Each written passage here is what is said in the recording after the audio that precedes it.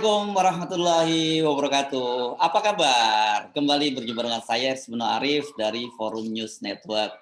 Dalam sepekan terakhir ini kelihatannya dunia persilatan, maksud saya dunia politik kita dihebohkan dengan laporan dari akademisi UNJ Ubaidillah Badrun terhadap 2 orang anak presiden yang diduga melakukan korupsi dan tindak pencucian uang. Kemudian terjadi perdebatan, apakah memang seorang anak presiden itu tidak boleh berbisnis? Ini kan kalau kita melihat pernyataan dari KSP. Nah, tapi saya tadi pagi diskusi dengan Bung Rocky Gerung dan juga saya baca kembali, baru kejadian di Jepang nih, Yoshihide Suga ini Perdana Menteri Jepang ini minta maaf kepada publik. Karena apa? Karena anaknya itu membuat jamuan makan mewah terhadap seorang pejabat di pemerintahan pada waktu peristiwanya tahun 2019, tapi kemudian terungkap publik baru belakangan ini dan dia meminta maaf gitu karena anak dari Yoshihide Suga ini adalah seorang eksekutif di perusahaan swasta. Nah, jadi saya akan mengajak Anda ngobrol dengan aktivis demokrasi yang sekarang ini sedang menggalakkan pemberantasan korupsi, namanya Poros Nasional Pemberantasan Korupsi, Mas Adi Mas Sardi. Assalamualaikum Mas Adi. Waalaikumsalam Bung Hersub. Ya, ini menurut saya kita akan lihat sisinya dari bukan sekedar konflik antara Ubaidillah Badrun dengan 2 orang anak presiden ya, tetapi kita lihat dari sisi praktek di negara demokrasi, bagaimana praktek-praktek seperti yang dilakukan di Jepang itu ketika ada skandal yang sedikit itu mundur gitu. Dan saya menjadi pertanyaan menarik, apakah memang betul anak seorang presiden itu atau kata gubernur dan sampai di level bawah itu nggak boleh berbisnis sama sekali? Saya ingin menjelaskan Bung Hersub. Jadi pertama ini ada hal yang menarik itu di Republik ini, di negara kita ini ada kesadaran kolektif civil society, masyarakat sipil untuk membenahi Republik ini, negara ini. Karena kami ini, kita ini kan melihat negara ini dirampok itu masih oke lah, masih tidak ada masalah perampokan, penyimpangan. Tapi ketika arahnya makin terjerumus, tiba-tiba muncul kesadaran kolektif di berbagai sisi. Dan kebetulan tanpa konduktor, ini kalau kita tarik lini itu bahwa ini intinya sih ingin memurnikan jalan demokrasi. Nah, kita bahas satu-satu nih. Yang paling aktual adalah soal Ubed. Ubaidillah Badrun ini kan aktivis 98. Dia sangat progresif di masa itu, mempertaruhkan hampir semua hal yang dia miliki, termasuk nyawa waktu itu, untuk melaksanakan amanat gerakan reformasi. Nah, kemudian muncul satu kesimpulan bahwa ada persoalan besar di dalam produk reformasi yang terabaikan, yaitu KKN. Nah, saya melihat bahwa latar belakang Ubed ini, dia merasa terganggu dengan isu yang berkembang di masyarakat bahwa gerakan reformasi ini dianggap gagal, dianggap mengada-ada, salah jalan, padahal tujuannya kan mulia. Hanya karena persoalan kita tidak mengelaborasi produk reformasi itu, kemudian muncullah. Dan Ubed saya kira tidak ingin dituntut nanti oleh anak cucunya bahwa Bapak ini dulu pernah ikut menyimpangkan negeri ini, Republik ini menjadi seperti ini. Ya, orang banyak frustasi ya dan bertanya-tanya, benar nggak kita itu memilih jalan demokrasi, kan begitu. Orang anggap ini pilihan demokrasi, makanya acak adut seperti sekarang ini. Nah, jalan demokrasi, jalan reformasi. Menurut saya ini kita semua kan tiba-tiba muncul kesadaran setelah lebih dari 20 tahun. Seperti juga dulu kemerdekaan kan kemudian membangun kesadaran tahun 60-an itu mulai kesadaran apakah kita betul nih merdeka. Kemudian terjadi pergolakan sosial karena ingin meluruskan kembali. Nah, ini juga yang terjadi oleh yang di kalangan teman-teman masyarakat sipil terutama alumni 98 ya. Melihat bahwa ada persoalan serius di KKN. Nah, kemudian Ubed sebagai simbol produk KKN ini yang paling dasar kan memang anak-anak presiden. Nah, kemudian muncullah ketika digugat bisnis anak presiden itu, muncul pertanyaan, apakah tidak boleh anak presiden menjadi kaya, menjadi berbisnis? Nah, dalam konteks reformasi, dalam konteks demokrasi, ini jawabannya tidak boleh. Tidak boleh di negara demokrasi anak pejabat atau keluarga pejabat berbisnis. Kecuali, nah itu ada kecualinya. Kecuali dia bisa menjaga etika, moralitas, dan fatsun, kepatutan. Kayak contoh misalnya yang kemarin terjadi di Perdana Menteri Jepang itu. Sebetulnya kan nggak ada masalah. Karena ada kita misalnya menjamu anak presiden, nggak ada masalah. Cuma kemudian menjadi pertanyaan publik itu adalah, apakah yang kita lakukan untuk menjamu anak presiden itu karena dia anak presiden? Susah kita menjelaskan itu. Dan juga susah membuktikan bahwa bukan karena anak presiden. Nah, kemungkinan menimbulkan pertanyaan di persepsi di publik yang aneh-aneh itulah kemudian di banyak negara lebih memilih melarang. Contoh nih, dulu tahun 80-an itu ada Mark Thatcher, anaknya Margaret Thatcher. Dia berbisnis. Kemudian ada bisnis-bisnis yang kontroversial atau dianggap terangkat ke publik.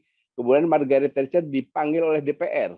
Ditanya, itu anak kamu itu berbisnis, ini kenapa berbisnis? Nah, kemudian disidanglah di parlemen, ada penjelasan-penjelasan. Dan memang tapi tetap menjadi persoalan di publik bahwa anaknya Thatcher ini menyalahgunakan kekuasaan ibunya. Kemudian dia diminta oleh ibunya untuk tidak berbisnis, tapi kemudian melakukan lagi. DPR memanggil lagi. Akhirnya karena agar jangan mengganggu konsentrasi kekuasaan ibunya, anaknya itu diasingkan ke luar negeri. Kalau nggak salah waktu itu ke Amerika, agar tidak terkait ini. Nah, kemudian George Bush senior itu anak orang kaya, memang pengusaha mulanya. Tapi begitu dia masuk menjadi presiden, dia membatasi aktivitas bisnisnya. Nah, kita kan waktu itu tidak tahu nih ketika 98 itu bagaimana sih mengatur apakah boleh, apakah tidak. Sehingga hanya cukup melahirkan TAP MPR yang melarang KKN. Tetapi produk ini tidak di-breakdown, tidak dielaborasi. Harus bagaimana sampai detik ini kan nggak ada. Nah, UBED ini mengguncang pikiran kita, mengguncang pikiran yang di parlemen itu agar ini di-breakdown menjadi undang-undang. Karena di kita ini kan tidak cukup himbauan. Padahal di seluruh dunia itu negara itu diatur oleh 2 undang-undang. Satu undang-undang tertulis, satu lagi undang-undang yang tidak tertulis. Etika, moralitas, kepatutan. Nah, jadi ini harus, karena kita yakin kan kita tahulah, kita kan gaul hari-hari juga sama Ubed. Dia tidak ada personalia menyerang menyerang anak-anak Jokowi atau menyerang Joko Widodo presiden. Dia ingin membangun jalan pikiran. Nah, jalan pikiran yang terutama soal produk hukum ini kan lazim kemudian melahirkan undang-undang. Kayak contoh misalnya dulu ketika Albert Hasibuan membela Sengkon Karta, melahirkan jurisprudensi lembaga peninjauan kembali.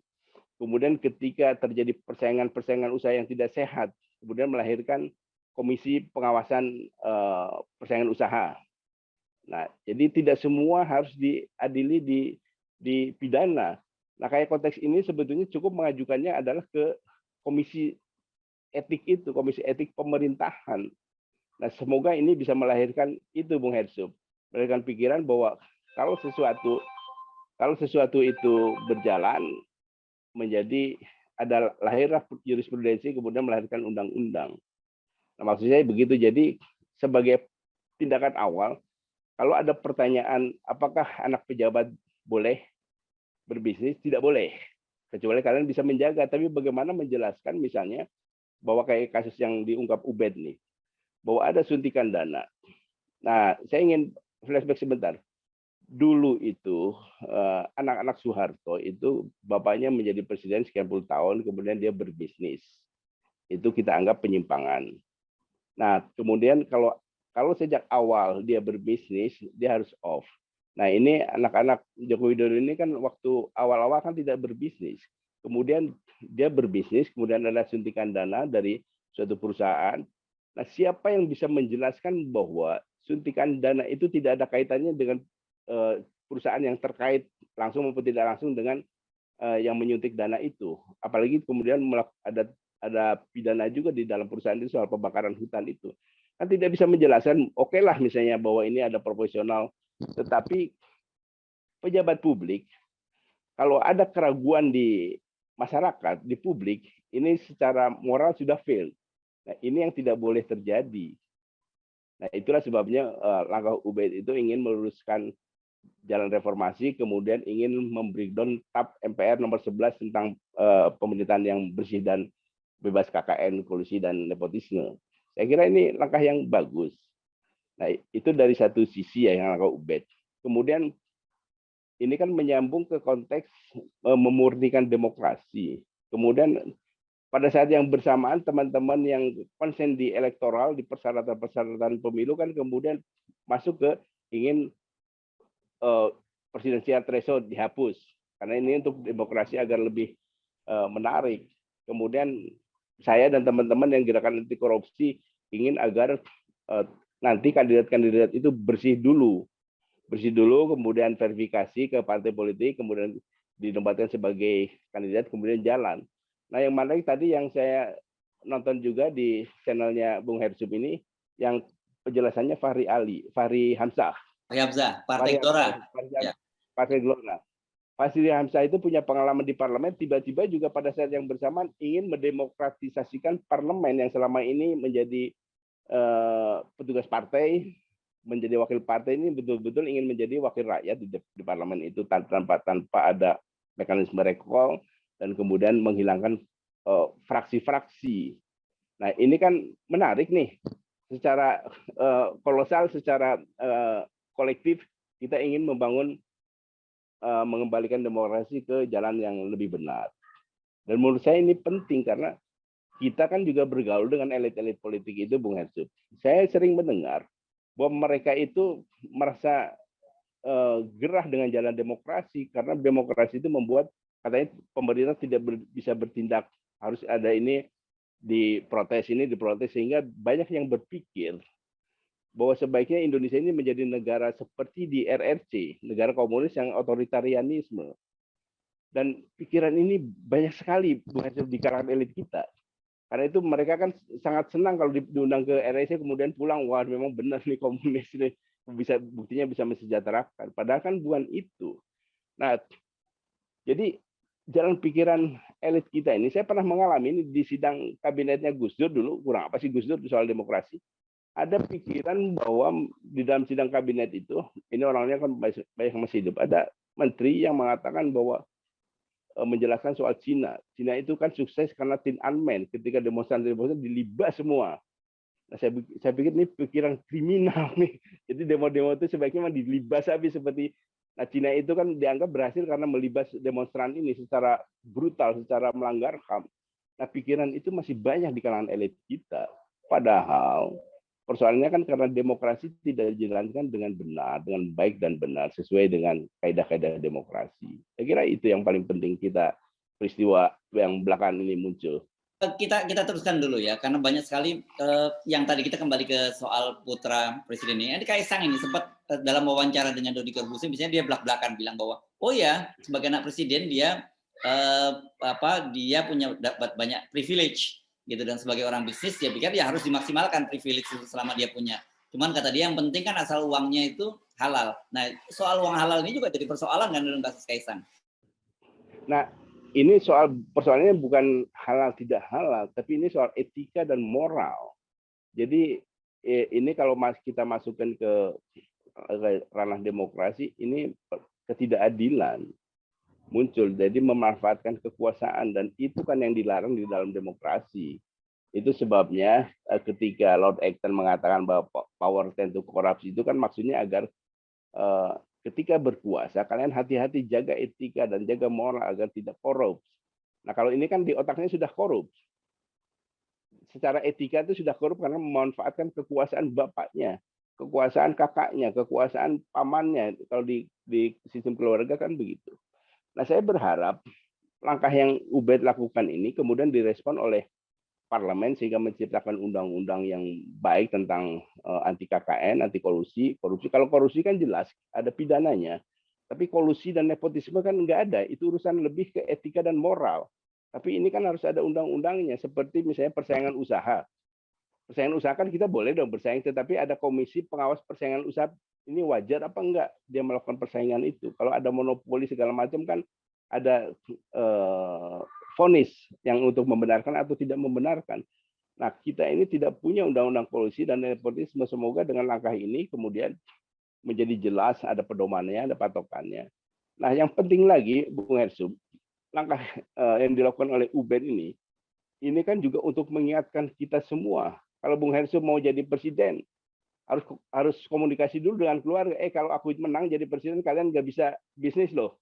Kalian nggak bisa seenaknya bergaul sama siapa-siapa. Nah, pasti kan keluarga ada reaksi tuh. Kalau begitu, Bung Hersub, janganlah Bapak jangan ikut ke situ dong, nanti kita nggak bebas. Nah, tapi kalau anak-anaknya keluarganya bilang, oke Pak, demi bangsa, beli negara, saya akan off. Dan itu sebetulnya yang dilakukan di semua negara yang bermoral, yang beradab. Nah, kita kan sedang menuju ke negara yang ingin bermoral, ingin beradab. Jadi ini dasarnya memang harus dari situ. Nah, bedanya dengan di Eropa, itu etika itu kan masih berjalan. Etika politik kekuasaan itu masih berjalan, sehingga itu hanya dengan berita di koran aja. Kayak beberapa tahun lalu, Presiden Jerman mundur hanya karena di masa lalu dia pernah ditraktir juga soal hotel. Nah, tapi dia bilang kemudian ketika diperiksa nggak ada masalah, itu karena sudah lalu dan nilainya juga tidak seberapa. Tapi si Presiden Jerman ini bilang, saya tetap harus mundur. Saya ini pejabat publik, kalau ada publik 1-2 orang saja yang menyaksikan integritas saya, maka sebagai pejabat publik dia sudah gagal.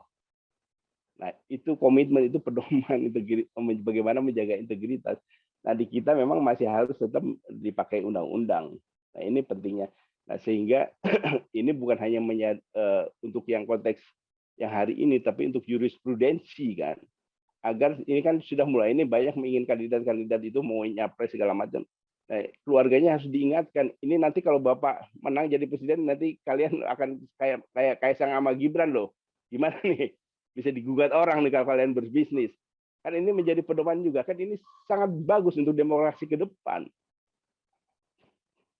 Nah, kalau kita lihat ini kan malah justru terbalik. Ini banyak sekali yang membela gitu, bahkan kemudian mencari-cari kasus atau mempersoalkan Ubed gitu. Bahkan termasuk mereka yang mengklaim dulu angkatan 98 juga.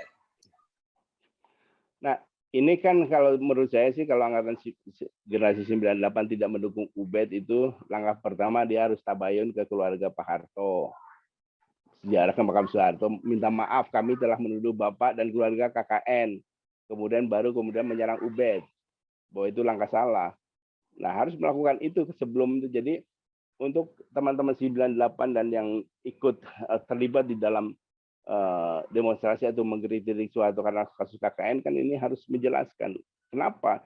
Nah, Ubed itu tidak ingin dianggap menjadi sebagai perusak nilai-nilai demokrasi di Indonesia, karena itu dia mumpung masih punya potensi untuk menggugat, dia gugat, ingin meluruskan kembali reformasi. Nah, ini kan penting. Nah, kalau memang orang-orang yang tidak ingin bahwa anak-anak pejabat berbisnis itu diutak-atik, ya kalian harus ke MPR dong, minta cabut TAP MPR itu. Sehingga landasan hukum untuk menggugat itu nggak ada. Ini kan ada TAP MPR nomor 11 tahun 98 itu, yang untuk pemerintahan yang bersih dan berwibawa, clean government, good governance. Nah, itu kan pedoman. Nah, selama ini kan itu tidak pernah diutak-atik. Kita waktu itu, Bu Hersub, terkesima kan setelah menang melawan Soeharto, kemudian kita sibuk sendiri, tidak membreakdown, tidak merespon, mengelaborasi apa yang kita putuskan waktu itu.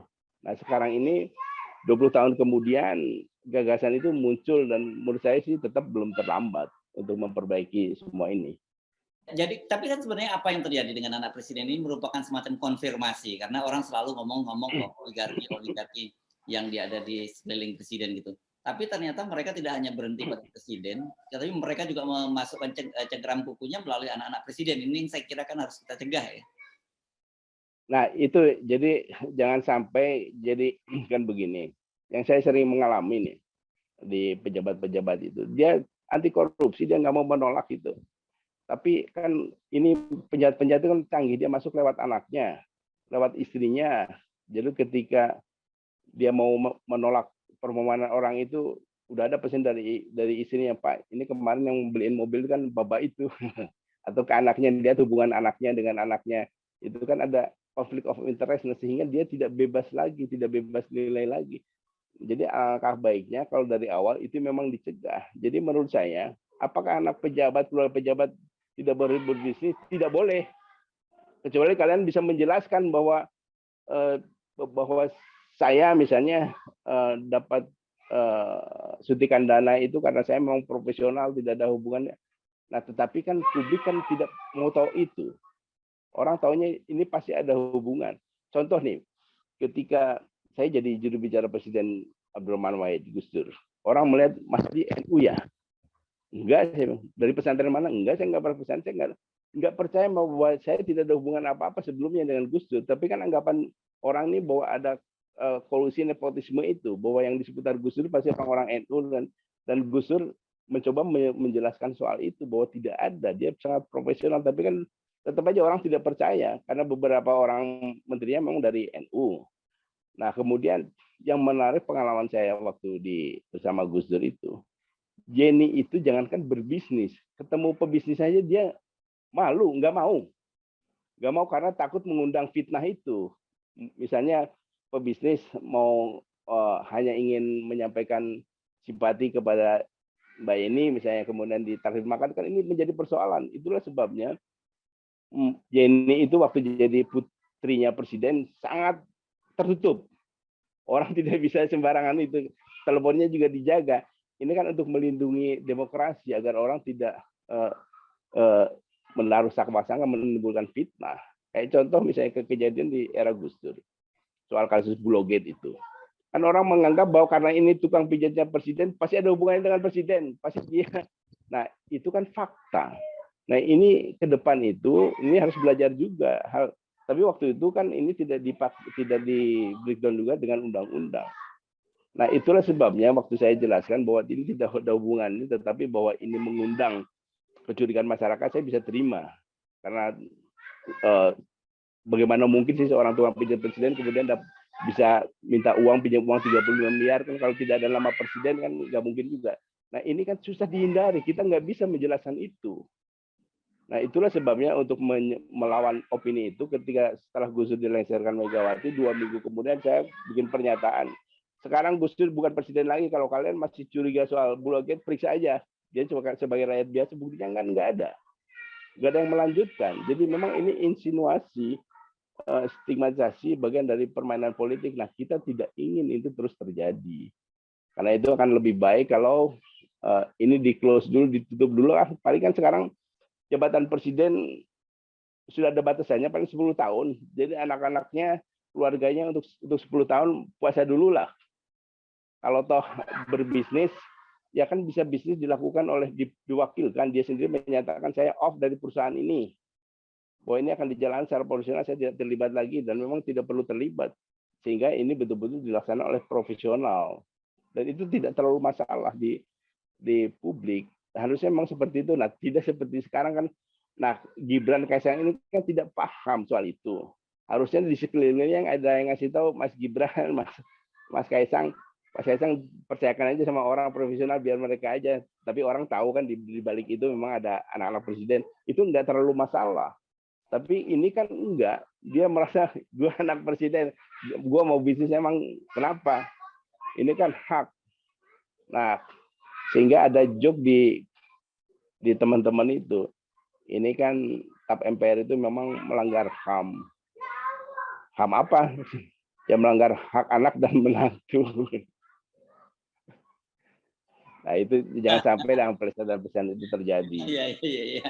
Oke, saya kira mungkin justru sekarang ini menjadi momentum gitu ya. Mestinya nggak perlu baper. Nah, kalau memang anak-anak presiden itu merasa bahwa clear bisnisnya seperti dikatakan oleh Kaisang itu asal yang penting bisnisnya halal, ya biarkanlah KPK bekerja gitu ya. Nanti KPK yang akan menjelaskan kepada publik dan harus dilakukan secara transparan kan.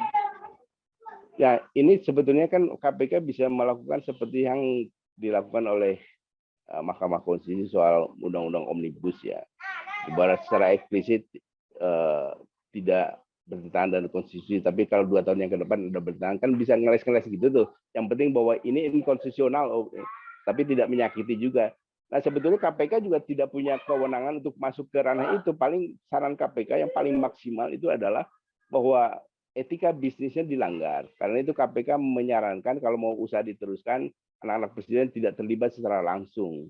Itu kan sudah enak tuh bagi publik. Tapi bahwa tindakan ini salah secara etika, secara moral kekuasaan. Karena Bung Hersub, indikator korupsi itu kan memang standar di seluruh dunia 3 hal aja. Pertama, memperkaya diri, kedua memperkaya orang lain, ketiga menyalahgunakan kekuasaan. Nah, menyalahgunakan kekuasaan itu termasuk digunakan oleh keluarganya, dipakai oleh keluarga tanpa sepengetahuan yang punya kekuasaan loh.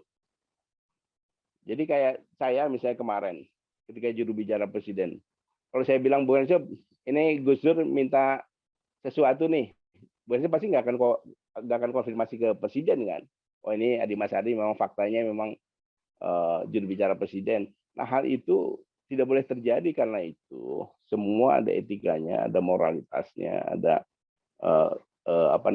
kepatutan lah. Nah jadi dulu itu saya sama Yahya yang sekarang ketua PBNU dia kalau ada orang ngajak ketemuan, kita tidak pernah mau ke pertemuan tertutup. Kita biasanya sambil cari pengalaman makan juga, kita ajak biasanya di tempat-tempat makan. Kita sambil makan seluruh dunia bisa melihat kita, apa yang kita bicarakan, itu untuk menghindari fitnah itu. Karena kalau kita diajak silaturahim sama orang kemudian kita menolak kan juga nggak bagus juga. Nah caranya adalah di tempat-tempat terbuka. Dan memang setelah itu tidak ada orang tidak melihat sesuatu juga, kita tetap seperti biasa, tidak ada yang penambahan fasilitas.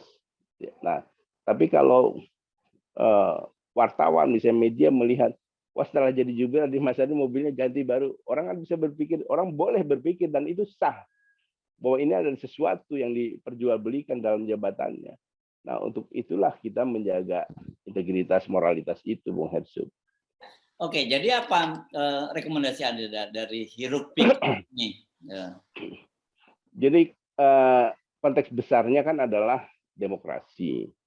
Demokrasi itu kan satu-satunya sistem di antara semua banyak sistem yang buruk itu yang masuk akal ketika mau meningkatkan kesejahteraan masyarakat, kesejahteraan rakyatnya. Dan demokrasi itu harus bermartabat.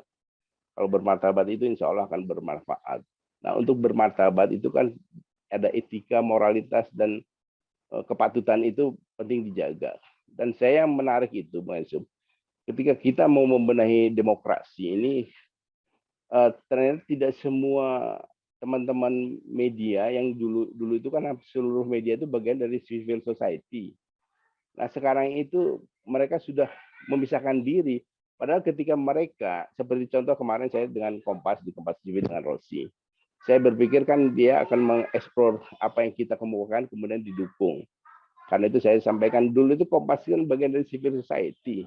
Dan ini apa yang dilakukan oleh kita lakukan nih, minta verifikasi para kandidat, kemudian soal investigasi anak-anak pejabat atau pejabat yang berbisnis kan itu biasanya dulu dilakukan oleh pers. Dulu kita di luar digerakkan tinggal mendorong aja bahwa ini harus menjadi kasus. Nah sekarang enggak, ketika kita mengungkap kejanggalan-kejanggalan yang ada di Kompas TV kita dibantai, dikatakanlah orang-orang yang nggak jelas kayak Ruhut, ada buzzer dan lain-lain, bahkan hostnya sendiri ikut ke situ. Dan menurut saya ini hal yang tidak boleh karena pers itu ketika berhadapan dengan penguasa kan selalu didukung oleh civil society. Nah sekarang ketika berdekatan dengan penguasa harusnya melindungi civil society, bukan menjadi bagian penguasa untuk menghantam kita. Nah ini yang salah di kita, tetapi ya alhamdulillah Tuhan ini selalu maha adil, dia mengizinkan iblis menggoda, tapi juga dia menurunkan Rasul untuk menjaganya agar tidak tetap tergoda. Nah ketika pers yang konvensional itu berkolaborasi dengan penguasa kemudian menjaga kekuasaan, ikut menjaga kekuasaan, tiba-tiba muncul media-media sosial, jurnalis-jurnalis yang lebih independen keluar menggunakan fasilitas media sosial seperti Bung Hersub, kemudian ada Refli Harun, ada Saidi itu, ada Ahmad Yani dan lain-lain. Dan ini yang menarik itu. Kenapa saya tidak gusar? Karena sebelum ini kita bicara panjang lebar dengan jelas apa tujuan kita. Dan karena itu ketika ada insinuasi yang menyimpangkan ini, orang nggak percaya. Bahwa yang percaya yang kita omongin ini karena kita jelas rasional. dan kita tidak pernah berpikir politik praktis kecuali untuk kebaikan bangsa ini. Dan ini juga perjalanannya bisa dilihat tracknya panjang kita untuk menjaga demokrasi itu. Ya, saya kira gini gitu, kita selalu ngomong bahwa kita ini tidak berkepentingan dengan kekuasaan. Berkepentingan kita adalah bagaimana menjadikan negara ini jauh lebih baik, yang menjadi lebih apa ya, lebih favorable untuk anak cucu kita, kan itu ya, konsisten Betul. aja ya. Nah, kayak contoh dulu kita mengkritik di pers itu, jangan, saya tidak berminat menjadi apa, tentu saya jadi juru bicara presiden di istana. Tapi itu pun kan di sana saya untuk menjaga agar demokrasi ini tetap berjalan baik. Nah, bukan untuk macam-macam, dan apalagi sekarang kita kan tidak punya partai, tidak berminat juga jadi anggota legislatif, apalagi jadi bupati, wali kota, gubernur, presiden kan. Kita hanya ingin sistem ini baik sehingga orang-orang baik muncul menjadi pejabat publik, kebijakannya juga pro rakyat. Selesai untuk kita bisa tidur nyenyak, mati juga dengan tenang, kan gitu, Bung Hersub. Jadi agak aneh kalau ada media, ada civil society, ada aktivis yang kemudian malah ikut menyerang Ubed. Harusnya apa yang dilakukan oleh Kang Ubed ini kita dukung bareng-bareng. Wajib didukung, dan ini memang orkestrasi demokrasi yang indah dan komposisinya ditulis oleh alam, karena tiba-tiba gerakan kita menyatu. Ada presidensial threshold zero, ada kandidat bersih, kemudian ada bebas KKN, penyelenggara negara, kemudian Fahri juga di parlemen ingin agar parlemen lebih demokratis. Kan ini luar biasa, ini udah kehendak langit ini. Tiba-tiba kita digerakkan pada waktu yang sama. Ini kan luar biasa dahsyat. Saya merenungkan ini, wah ini memang kalau siapapun nggak akan mampu menggerakkan semua lini dalam satu waktu. Jadi hanya kekuatan langit yang bisa menggerakkan semua itu, dan ini sekarang sedang terjadi. Nah, kalau semesta sudah berkehendak itu katanya susah dilawan ya. Bukan kemudian kita bisa tinggal ngomong you either with us or either with evil bersama kita. Ya, tetapi kan langit juga tidak bergerak begitu saja kalau tidak ada ikhtiar dari kita. Kan kita ini ikhtiar yang panjang tiba-tiba kemudian menyatu pada saat yang bersamaan. Ini dahsyat ini. Jadi mudah-mudahan semua berjalan lancar sehingga kehendak alam agar bangsa ini berjalan baik, kemudian rakyat sejahtera, insya Allah bisa terjadi. Oke, terima kasih Mas Adi Mas Ardi, Presidium Gerakan Poros Nasional Pemberantasan Korupsi (PNPK) ya. PNPK. Assalamualaikum warahmatullahi wabarakatuh. Waalaikumsalam warahmatullahi wabarakatuh.